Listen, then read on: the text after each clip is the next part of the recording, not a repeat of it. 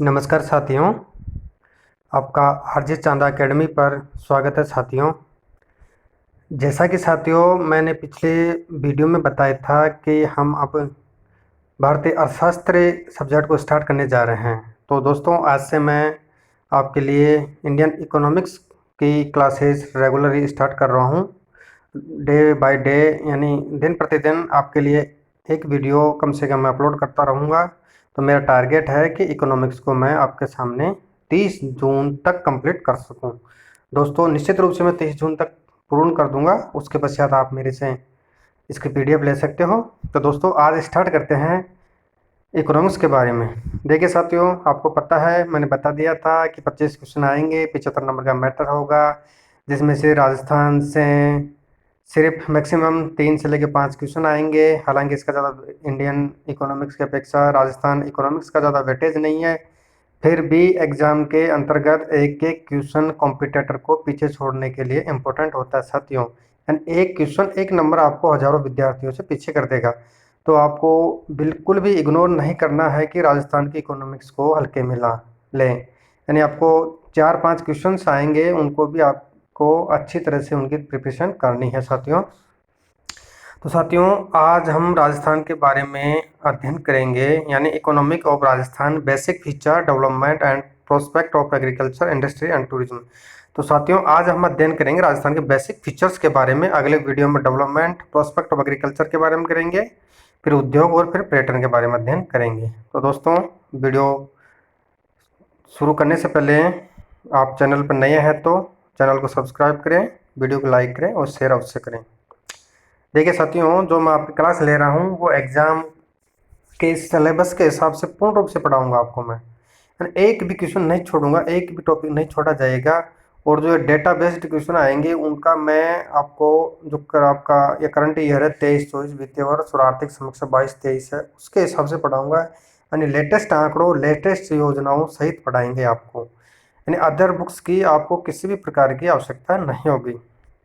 अब बात करते हैं साथियों अपने टॉपिक पर, यानी बेसिक तथ्य के बारे में बात करते हैं राजस्थान के बारे में साथियों। तो आपको बेसिक तथ्य आना चाहिए, फैक्ट्स आने चाहिए, एग्जाम में क्वेश्चन आने के चांसेस पूरे पूरे हैं। देखिए साथियों, पहला तो है कि क्षेत्रफल 2011 के हिसाब से राजस्थान का टोटल क्षेत्रफल कितना है साथियों।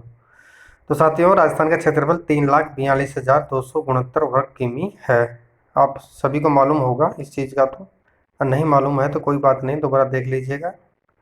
अब जनसंख्या 2011 के हिसाब से, यानी लास्ट जनगणना अपनी 2011 में हुई थी, तो उस टाइम पे राजस्थान की जनसंख्या थी 6.85 करोड़। कितनी थी? 6.85 करोड़।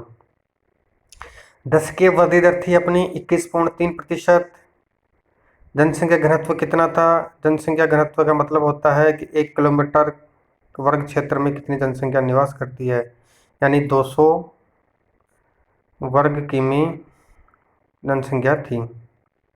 अब शहरी जनसंख्या थी राजस्थान में 24.9%, ग्रामीण जनसंख्या थी 75.1%। साथियों ये क्वेश्चन 2013 की जूनियर अकाउंटेंट की एग्जाम लगी थी 2015 में, उस टाइम पे ये क्वेश्चन आया था कि राजस्थान की जनसंख्या, ग्रामीण जनसंख्या, शहरी जनसंख्या कितनी कितनी है। अब बात करते हैं साथियों SC यानी शेड्यूल कास्ट की जनसंख्या कितनी है? 17.8%। ST की जनसंख्या है 13.5%। लिंगानुपात है राजस्थान में, यानी लिंगानुपात 1000 पुरुषों की अपेक्षा महिलाओं की संख्या कितनी है, यानी 928। बाल लिंगानुपात, बाल लिंगानुपात का मतलब होता है कि 0 से लेकर 6 वर्ष तक के आयु के बालकों का अनुपात, यानी 1000 बालकों पर 888 बालिकाएं हैं, यानी जो लिंगानुपात काफ़ी कम है, यानी 112 कम है। अब आप बात करते हैं साक्षरता दर की, यानी 66.1% साक्षरता दर राजस्थान की है। साक्षरता दर पुरुषों की कितनी है? यानी पुरुषों की साक्षरता दर 79.2% है। अब बात करते हैं साक्षरता दर महिलाओं की कितनी है, यानी फीमेल की बहुत कम है, 52.1% है, जिसमें जालोर जिला सबसे पीछे है साथियों। 52.1% महिलाओं की साक्षरता दर 2011 की जनगणना के हिसाब से है। अब बात करते हैं साथियों शिशु मृत्यु दर कितनी है, यानी शिशु मृत्यु दर कितनी है? 32। मातृ मृत्यु दर है 113। जन्म के समय जीवन प्रत्याशा यानी जो औसत आयु होती है राजस्थानियों की वो होती है 69.4 वर्ष यानी 69.4 ईयर्स औसत वर्ष होती है। कार्य सहभागिता दर यानी कार्य में संलग्न व्यक्तियों की संख्या 2011 की जनगणना के हिसाब से 43.6% है साथियों। आपको ये डेटा अब इन आप सोचे भाई सर आप मैं जल्दी जल्दी पढ़ा रहा हूँ तो इन चीज़ों में समझाने की कोई आवश्यकता नहीं है। आपको ये डेटा बेस्ड क्वेश्चन है तो यह तो आपको वर्बली मुंह पे याद रखना पड़ेगा। अब बात करते हैं आर्थिक समीक्षा 22-23 की, यानी जो लेटेस्ट समीक्षा हुई थी अभी अपनी फरवरी के अंदर इसका नोटिफिकेशन आया था। तो उसके मुख्य तत्व क्या क्या हैं अब देखते हैं साथियों। यानी सकल राज्य घरेलू उत्पाद GSDP यानी सकल राज्य घरेलू उत्पाद के बारे में बात करते हैं अपन। यदि स्थिर कीमत पर देखा जाए यानी इसका आधार वर्ष साथियों 2011-12 है, याद रखना। यानी स्थिर कीमत पर 2011-12 के हिसाब से देखें तो 7.99 लाख करोड़ रुपए की GSDP है। यदि प्रचलित कीमत पर देखें वर्तमान में तो हमेशा साथियों ध्यान रखना प्रचलित कीमत पर स्थिर कीमत की अपेक्षा मूल्य ज़्यादा आता है। तो यह है प्रचलित कीमत पर 14.14 लाख करोड़। कितना है? 14.14 लाख करोड़। अब आर्थिक वृद्धि दर के बारे में बात करते हैं साथियों। स्थिर कीमत पर आधार वर्ष 11-12 में 8.19% थी और प्रचलित कीमत पर वर्तमान में देखें तो 16.04% आर्थिक विकास दर है राजस्थान की। अब बात करते हैं साथियों शुद्ध राज्य घरेलू उत्पाद के बारे में। यानी स्थिर कीमत पर 11-12 में तो था 6.95 लाख करोड़ रुपए और प्रचलित कीमत पर वर्तमान में था 12.60 लाख करोड़ रुपए का। अब साथियों बात करते हैं क्षेत्रवार योगदान, यानी कृषि का कितना योगदान है, उद्योग का कितना है तथा सेवा क्षेत्र का कितना है। साथियों इंपॉर्टेंट सारणी है, ये आपको याद रखनी है। एग्जाम में क्वेश्चन निश्चित रूप से आएगा। इसमें यह पूछा जाएगा कि कृषि क्षेत्र की योगदान कितना है, उद्योग का कितना है, सेवा का कितना है, या स्थिर कीमत पर पूछा जाएगा या प्रचलित कीमत पर पूछा जाएगा आपको। देखते हैं साथियों स्थिर कीमत पर आधार वर्ष 2011-12 के हिसाब से देखें तो कृषि की योगदान 28.5% था, उद्योग का 27.76% था, सेवा क्षेत्र का 43.74% था। अगर प्रचलित कीमत पर देखें तो कृषि का 28.95% था, उद्योग का 27.31% था तथा सेवा क्षेत्र का स्थिर कीमत पर भी इतना ही था तथा प्रचलित कीमत पर भी सेम ही है, यानी 43.74% आर्थिक समीक्षा 22-23 के हिसाब से। ठीक साथियों याद रखना 43.74 सेवा क्षेत्र का पूछने के चांसेस पूरे हैं। अब बात करते हैं प्रति व्यक्ति आय पर कैपिटा इनकम की, यानी प्रति व्यक्ति आय इनकम वार्षिक आर्थिक समीक्षा 22-23 के अनुसार। ठीक है साथियों, अच्छा क्वेश्चन है। स्थिर कीमत पर देखें 2011-12 के आधार वर्ष पर तो प्रति व्यक्ति आय 86,134 रुपया है। मतलब प्रति व्यक्ति आय का मतलब है एक साल के अंतर्गत आय है, यानी एक वर्ष की आय है ये। और प्रचलित कीमत पर है 1,56,149, यानी प्रचलित कीमत पर राजस्थान के एक व्यक्ति की आय 1,76,149 रुपया है। आ गया समझ में आपको। अब बात करते हैं आगे कुल खाद्यान्न उत्पादन के बारे में राजस्थान में। यानी कुल खाद्यान्न 253.99 लाख मीट्रिक टन का खाद्यान्न उत्पादन राजस्थान में 22-23 के वित्तीय वर्ष में हुआ था। दोस्तों याद रखें कुल खाद्यान्न उत्पादन 253.99 लाख मीट्रिक टन। क्वेश्चन अच्छा है, एग्जाम में आने के पूरे चांसेज हैं। अब बात करते हैं साथियों औद्योगिक उत्पादन सूचकांक के बारे में। यानी औद्योगिक उत्पादन सूचकांक आधार वर्ष 2011-12 के हिसाब से कितना था। यानी आधार वर्ष 2011-12 के अनुसार औद्योगिक उत्पादन सूचकांक 134.65 था। कितना था? 134.65 था। तो थोक मूल्य सूचकांक WPI आधार वर्ष 99। दोस्तों याद रखें औद्योगिक उत्पादन सूचकांक आधार वर्ष तो 2011-12 होता है। क्या होता है? 2011-12। ये एग्जाम क्वेश्चन आने के चांसेज है। तो थोक मूल्य सूचकांक आधार वर्ष 1999 होता है। आगे समझ में। तो थोक मूल्य सूचकांक आधार वर्ष 99-2000 के हिसाब से देखें तो 388.29 था। कितना? 388.29 था।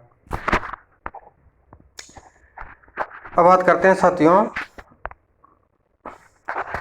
सकल स्थायी पूंजी निर्माण एवं प्रचलित कीमत पर 2021-22 के हिसाब से देखें तो, यानी सकल स्थायी पूंजी निर्माण प्रचलित कीमत पर था 3,46,844। कितना था? 3,46,844 था।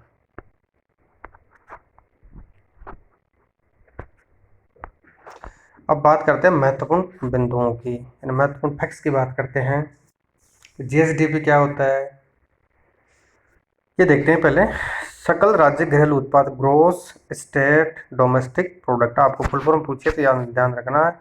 सकल राज्य घरेलू उत्पाद की ग्रोस स्टेट डोमेस्टिक प्रोडक्ट, यानी जीएसडीपी क्या होता है देखिए।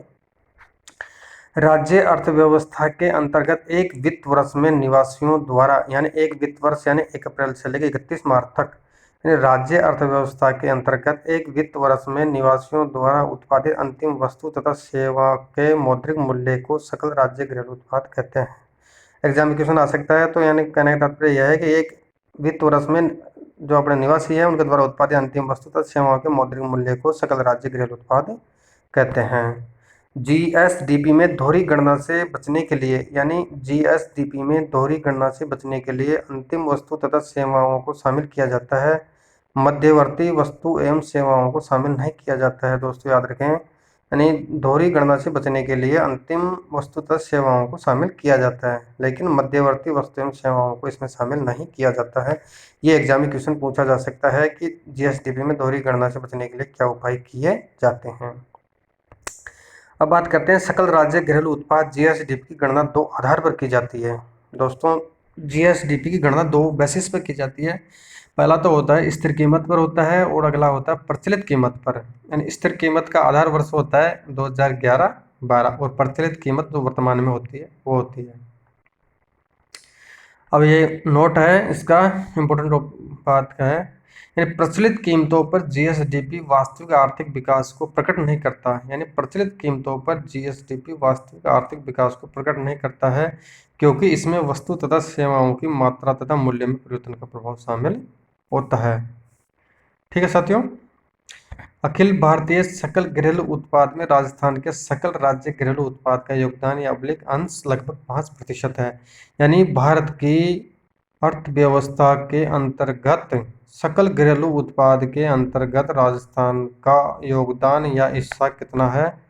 लगभग 5% का योगदान राजस्थान देता है। दोस्तों याद रखिए कि भारत की कुल अर्थव्यवस्था में राजस्थान का हिस्सा कितना है सकल घरेलू उत्पाद में, तो 5% के आसपास हो जाएगा।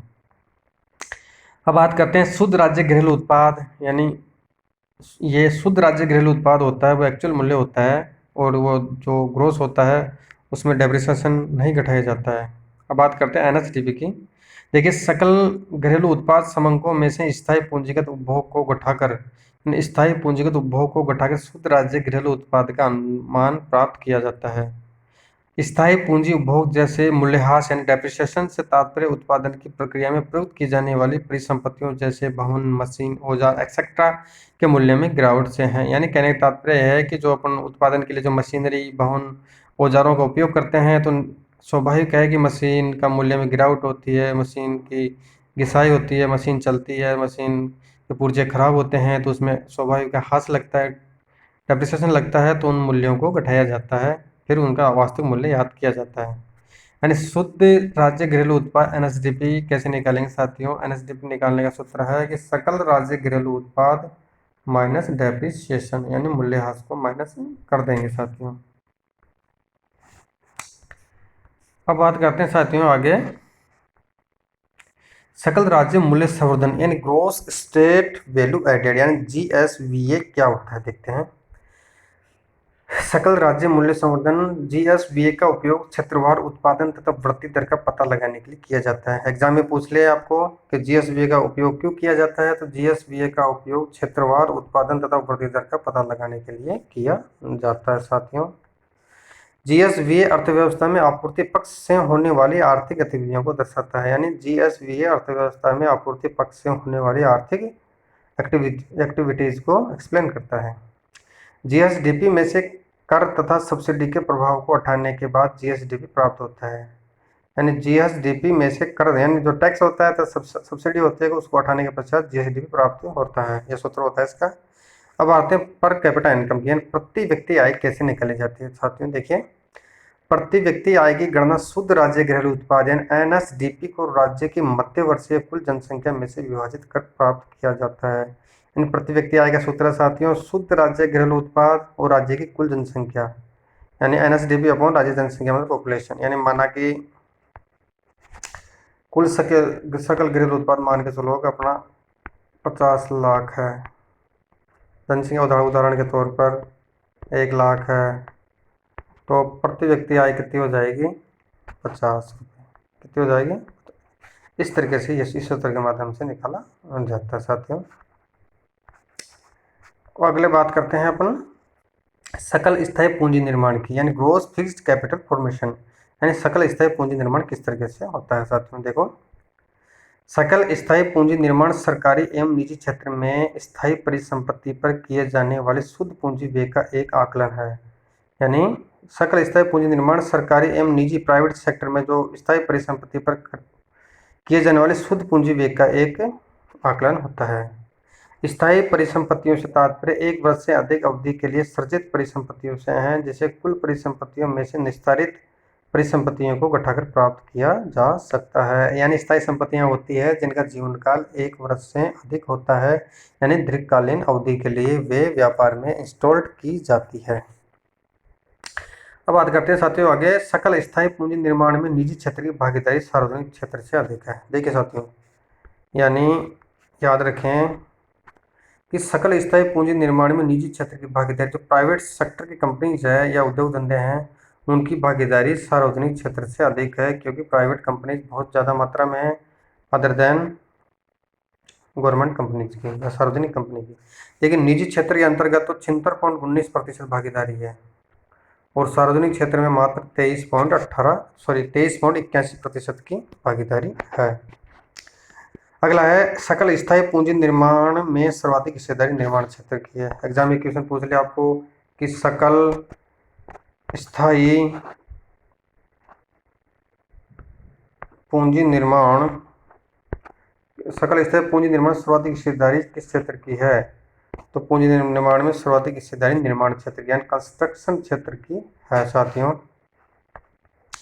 अब बात करते हैं राजस्थान में मूल्य सांख्यिकी के बारे में। राजस्थान में सांख्यिकी का कार्य कौन करता है, इसका कार्यालय कहाँ है, क्या क्या कार्य करता है, कौन कौन से आधार वर्ष में संशोधन हुए हैं, आधार वर्ष क्या होता है, इनकी मूल कार्य क्या होता है, उस चीज़ हम देखते हैं। देखिए साथियों, राजस्थान में सांख्यिकी के बारे में करते हैं। आर्थिक एवं सांख्यिकी निदेशालय के द्वारा साप्ताहिक आधार पर वस्तुओं के थोक एवं खुदरा भावों का सन 1957 ईस्वी से राज्य में चयनित केंद्रों से नियमित संग्रहण किया जा रहा है। साथियों, याद एग्जाम क्वेश्चन पूछ ले कि सांख्यिकी, जो आर्थिक एवं सांख्यिकी विभाग का मुख्य कार्यालय है वो जयपुर में स्थित है और इनके खुदरा भावों को सन 1957 ईस्वी से चयनित केंद्र है इसके, जहाँ भी है वो आगे चर्चा करेंगे, उनका कार्य कंटिन्यू 1957 से किया जा रहा है। अब बात करते हैं साथियों आगे, राजस्थान का थोक मूल्य सूचकांक के बारे में बात करते हैं। थोक मूल्य सूचकांक के बारे में बात करते हैं। यह सूचकांक व्यापक रूप से मूल्यों में उतार चढ़ाव को व्यक्त करता है, यानी मूल्यों में जो उतार चढ़ाव होता है, अप डाउन होता है, उनको व्यक्त करता है, इंडिकेट करता है। इसका मुख्य उद्देश्य थोक स्तर पर मुद्रास्फीति का मापन करना। इसका साथियों मुख्य उद्देश्य क्या होता है, मेन ऑब्जेक्ट क्या होता है, जो होल लेवल होता है, यानी थोक स्तर होता है, मुद्रास्फीति का मापन करना होता है। और देखिए इसका आधार वर्ष तो क्या होता है, यानी थोक मूल्य सूचकांक की बात कर रहे हैं अपन, उपभोक्ता मूल्य सूचकांक नहीं कर रहे हैं। याद रखें, क्वेश्चन निश्चित रूप से आएगा कि थोक मूल्य सूचकांक का आधार वर्ष होता है 1999 और 2000 होता है, यानी आधार वर्ष 1999 2000 है। कुल वस्तुएं 154 प्रकार की वस्तुएं होती है। कितनी होती है, 154 प्रकार की वस्तुएं होती है। एग्जाम में क्वेश्चन पूछ ले तो 154 प्रकार की वस्तुएं शामिल होती है। अब बात करते हैं साथियों, थोक मूल्य सूचकांक में केवल वस्तुएं शामिल की जाती है, यानी थोक मूल्य सूचकांक के अंतर्गत केवल वस्तुओं को ही शामिल किया जाता है, अर्थात जो सर्विसेज होती है उनको शामिल नहीं किया जाता है। दोस्तों याद रखें कि थोक मूल्य सूचकांक के अंतर्गत केवल और केवल वस्तुओं को ही शामिल किया जाता है, ना कि सर्विसेज यानी सेवाओं को शामिल किया जाता है। इसमें 3 प्रकार की वस्तुएं शामिल की जाती हैं। देखिए दोस्तों, इसमें कितने प्रकार की वस्तुएं शामिल होती है? 3 प्रकार की वस्तुएं शामिल होती है। उनकी संख्या कितनी है, भारांश कितना प्रतिशत है, वृद्धि दर क्या है 2022 की आर्थिक समीक्षा के अनुसार, ये देखते हैं। पहली वस्तु है प्राथमिक वस्तु। उसमें कुल 75 वस्तुएं होती है। उनका भारांश 33.89% है और वृद्धि दर 9.92% है। सेकंड नंबर की वस्तु है विनिर्मित वस्तुएं होती है, जिसमें 69 प्रकार की वस्तुएं होती है। 49.85% इसका भारांश है और इसका 5.90% वृद्धि दर है साथियों। ईंधनीय होती है, जो फ्यूल होता है, जिसमें 10 प्रकार की वस्तुएं शामिल होती है। 16.25% इसका भारांश है तथा 1.20% इसकी वृद्धि दर है। कुल 154 वस्तुएं हो गई, भारांश 100% हो गया और 6.12% इनका कुल टोटल वृद्धि दर हो गई। ठीक है साथियों, अब बात करते हैं आगे। अब राज्य का थोक मूल्य सूचकांक के बारे में बात करते हैं। यानी राज्य का थोक मूल्य सूचकांक अभी 2022 में क्या है देखिए। प्राथमिक वस्तुओं का तो 415.73 है। कितना है? 415.73। विनिर्मित उत्पाद का जो प्रोडक्टिव उत्पाद है, कंस्ट्रक्टिव प्रोडक्शन है, उसका 302.49 यानी 302.49 है। ईंधन शक्ति प्रकाश व उपस्नैनिक इनका 576.77 है। यानी कुल उपभोक्ता मूल्य कुल थोक मूल्य सूचकांक 385.45 है। यानी 385.45 है। वर्ष 2021 में राजस्थान का थोक मूल्य सूचकांक कितना था? 363.23 था, जो कि 6.12% की वृद्धि दर से बढ़कर 2022 में 385.45% हो गया है साथियों एग्जामिनेशन पूछ लिया कि 2021 से 22 में कितने प्रतिशत की थोक मूल्य सूचकांक में वृद्धि हुई है, तो यह वृद्धि 6.12% की हुई है, तो 385.45 वर्तमान में है। अब बात करते हैं इंपॉर्टेंट चीज की, उपभोक्ता मूल्य सूचकांक की। ये तो अपन ने बात कर ली थोक मूल्य सूचकांक। थोक मूल्य सूचकांक का आधार वर्ष 1999 2000 है। साथियों निश्चित रूप से क्वेश्चन आने के पूरे चांसेस है, क्योंकि ये इन चैप्टरों को हम भारतीय अर्थशास्त्र में पढ़ेंगे, राजस्थान में पढ़ रहे हैं, आपको दोबारा भी पढ़ेंगे, वो परिप्रेक्ष्य राजस्थान के अलावा सेंट्रल का देखा जाएगा। तो उसके अंदर भी यानी थोक मूल्य सूचकांक का आधार वर्ष 1999 2000 होता है, याद रखें निश्चित रूप से। अब बात करते हैं उपभोक्ता मूल्य सूचकांक की, कंज्यूमर प्राइस इंडेक्स की, यानी सीपीआई की। उपभोक्ता मूल्य सूचकांक एक समय अवधि के अंतर्गत वस्तु तथा सेवाओं के खुदरा मूल्यों में आए परिवर्तनों को मापता है। क्या कार्य करता है दोस्तों ये?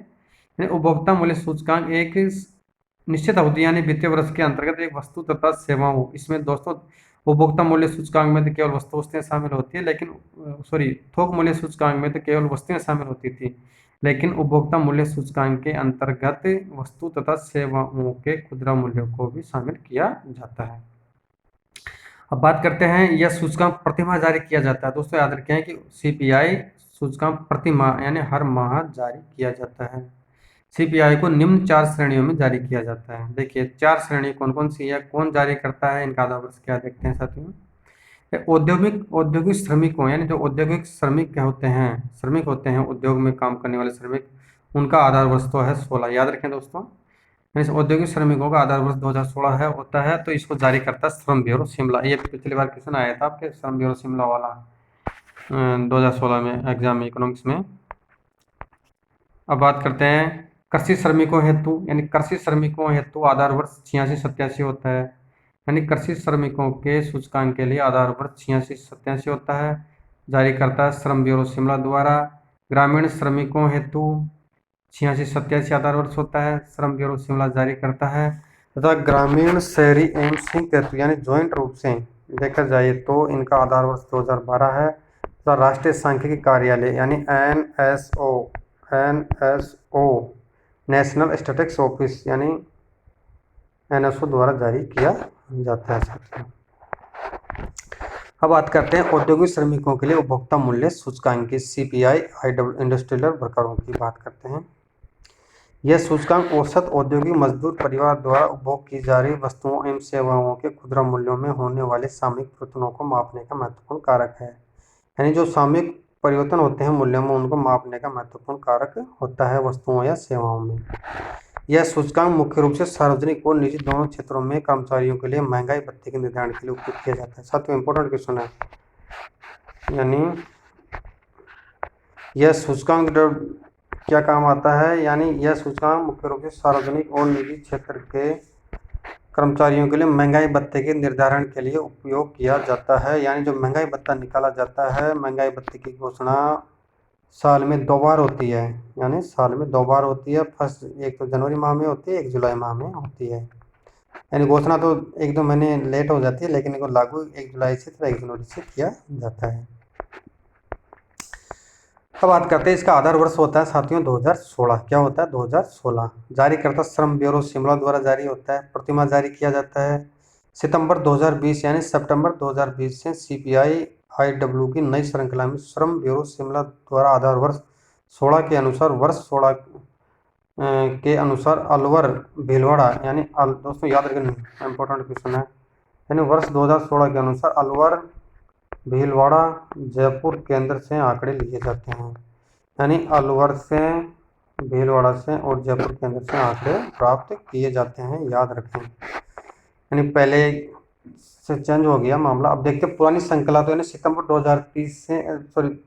2020 से पूर्व तो आधार वर्ष 2001 माना जाता था। क्या माना जाता? 2001 माना जाता था। तो उस टाइम में केंद्र थे अलवर, जयपुर था, अजमेर था और भीलवाड़ा था। यानी अब अजमेर को हटा के उसकी जगह अलवर को बना दिया गया है। अब नवीन श्रृंखला सितंबर 2020 से लागू है, तो आपको इन पीछे वाले को इंपॉर्टेंट है, इसको याद रखें अच्छी तरह से, ये याद रखें। सितंबर 2020 से नवीन श्रृंखला स्टार्ट हुई है। आधार वर्ष 2016 है इसका। क्या है? अब वैसे ईयर 2016। केंद्र जयपुर में है और अलवर में है तथा भीलवाड़ा में है, अजमेर को हटा दिया गया है। यानी जो सूचना ली जाती है NSO द्वारा, जो जयपुर केंद्र से, अलवर केंद्र से तथा भीलवाड़ा केंद्र से जुटाई जाती है, दोस्तों याद रखें। नवीन श्रृंखला में अजमेर के स्थान पर अलवर केंद्र को सम्मिलित किया गया है। साथियों बताया था भी कि नवीन श्रृंखला में अजमेर केंद्र को हटाकर अजमेर केंद्र के स्थान पर अलवर को शामिल किया गया है। किसको शामिल किया गया है? अलवर को शामिल किया गया है। अब बात करते हैं साथियों, इस सूचकांक में देश भर के, यानी इस सूचकांक में देश भर के 88 औद्योगिक केंद्रों से प्राप्त आंकड़ों के आधार पर तैयार किया जाता है। कुल देश में 88 औद्योगिक केंद्र है। इन राजस्थान से 3 है, एक भीलवाड़ा है, जयपुर है तथा अलवर है, जिसमें नवंबर 2022 तक निम्न वृद्धि दर्ज की गई है। भीलवाड़ा में 6.92% की वृद्धि दर्ज हुई है, जयपुर में 6.04% की वृद्धि दर्ज हुई है, अलवर में 4.38% की वृद्धि दर्ज हुई है तथा अखिल भारतीय स्तर पर कुल वृद्धि 5.66% हुई है। याद रखें साथियों, 5.66% हुई है। अब बात करते हैं, सर्वाधिक वृद्धि दर वाले समूह क्रमशः ईंधन, प्रकाश तथा खाद्य पेय पदार्थ है। यानी सर्वाधिक वृद्धि दर वाले समूह, यानी सर्वाधिक जो वृद्धि हुई है उसमें ईंधन में हुई है, लाइट में हुई है, तो जो पेय होते हैं, पेय पदार्थ और खाद्य पदार्थ हैं उनमें हुई है। यानी अब बात करते हैं अगला, कृषि श्रमिकों को, जो कृषि श्रमिक होते हैं उनके लिए उपभोक्ता मूल्य सूचकांक कौन जारी करता है? आधार वर्ष क्या देखते हैं? कृषि श्रमिकों के लिए उपभोक्ता मूल्य सूचकांक जारी करता श्रम ब्यूरो शिमला द्वारा होता है। आधार वर्ष इसका 86-87 है। आधार वर्ष 86-87 है। कृषि वर्ष की गणना जुलाई से जून तक की जाती है। दोस्तों याद रखिए, एग्जाम में क्वेश्चन पूछ लिया कि कृषि वर्ष की गणना कब होती है। नहीं, कृषि वर्ष की गणना 1 जुलाई से लेके 30 जून तक होती है। यानी कब तक होती है? 1 जुलाई से लेकर 30 जून तक की जाती है। यह प्रतिमाह जारी किया जाता है, यह प्रतिमाह जारी किया जाता है। अब बात करते हैं इसकी वर्ष 22-23 खाद्य समूह सामान्य सूचकांक। देखिए साथियों, राजस्थान में खाद्य समूह 1219 का वस्तुओं का है, उसका सामान्य सूचकांक 1237 का है। अखिल भारत पर 1079 है तथा सामान्य सूचकांक 1149 है। अब बात करते हैं साथियों सामान्य उपभोक्ता मूल्य सूचकांक ग्रामीण, शहरी और संयुक्त का, यानी आधार वर्ष, यानी इसका आधार वर्ष यानी ग्रामीण, शहरी, संयुक्त का करेंगे तो आधार वर्ष 2012 है। क्या है? आधार वर्ष 2012 है। और इसको जारी कौन करता है? एनएसओ। दोस्तों याद रखें, सामान्य उपभोक्ता मूल्य सूचकांक ग्रामीण, शहरी और संयुक्त को एनएसओ द्वारा जारी किया जाता है। श्रम ब्यूरो शिमला जारी नहीं करता है, यानी जारी करता है राष्ट्रीय सांख्यिकी कार्यालय, यानी एनएसओ द्वारा जारी किया जाता है तथा यह प्रतिमाह जारी किया जाता है। ये तो दोस्तों आपका राजस्थान का मोटा मोटा बेसिक फीचर्स हो गए। तो दोस्तों आज के लिए इतना ही। अगले वीडियो में हम मिलते हैं राजस्थान की इंडस्ट्री, जो उसका प्रोस्पेक्ट्स है और टूरिज्म है और एग्रीकल्चर है, उनके बारे में अपन चर्चा करेंगे साथियों। तो राजस्थान के बारे में आपको मैक्सिमम मैं 3 या 4 वीडियो में राजस्थान की इकोनॉमिक्स पूरी करवा दूंगा। और फिर उसके पश्चात अपना टाइम लगेगा भारतीय अर्थव्यवस्था के अंतर्गत। तो दोस्तों चिंता ना करें, आपको मैं अच्छी तरह पढ़ाऊँगा। दोस्तों जो मैंने ये वीडियो बनाया है, ये नोट्स आपके सामने तैयार किए हैं, तो इसके बारे में आप थोड़ा कमेंट करके मुझे बताएं कि आपको कैसा लगा, आप किस तरह की इसमें सुधार की गुंजाइश करना चाहते हैं, उस बारे में मुझे कमेंट अवश्य करें साथियों। और साथियों अगर आपने अभी तक मेरे चैनल को सब्सक्राइब नहीं किया, कृपया सब्सक्राइब करें, सब्सक्राइब जरूर करें, चैनल को ज्वाइन करें, वीडियो को लाइक करें, शेयर करें। थैंक यू साथियों। कमेंट अवश्य करें, मैं आपका वीडियो रोज़ाना बनाता रहूँगा, रोज़ाना आपको वीडियो डालूंगा, प्रोवाइड करवाऊँगा। आज से मैं कंटिन्यू कर रहा हूँ। मेरा टारगेट है कि इकोनॉमिक्स को मैं 30 जून तक कंप्लीट रूप से आपके सामने करवा सकूँ साथियों। आप चिंता न करें, कंटिन्यू मेहनत रखें। धन्यवाद साथियों, थैंक यू।